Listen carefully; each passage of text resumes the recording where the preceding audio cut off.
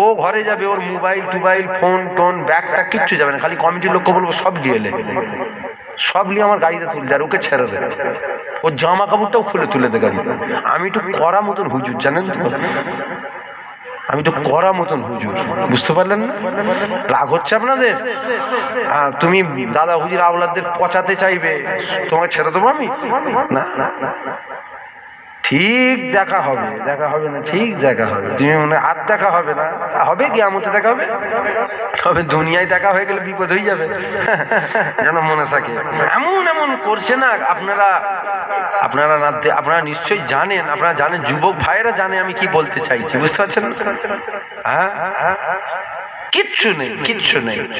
আল্লাহ রসুলের কথা হচ্ছে, লিখে দিয়েছে, ইউটিউবে লিখে দিয়েছে, পীরজাদা জুবায়ের সিদ্দিকী তুলোধুনা করে দিলেন। আরে কি তুলোধুনা করে দিল, বুঝতে পারছেন না? ছাল ছাড়ানো অস চলছে, বুঝতে পারছেন না? ভালো করে জিনিস বোঝে, মনে করবেন না হুজুর এতে এতে এতে কি আছে, শোনেন, লিখে দিয়েছে।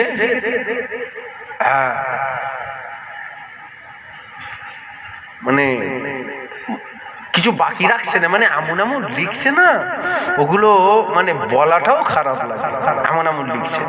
আপনি দেখলেন একবার, কি ব্যাপার, জুবায়ের সিদ্দিকীর ছাল ছাড়ানো আছে, ঠিক আছে।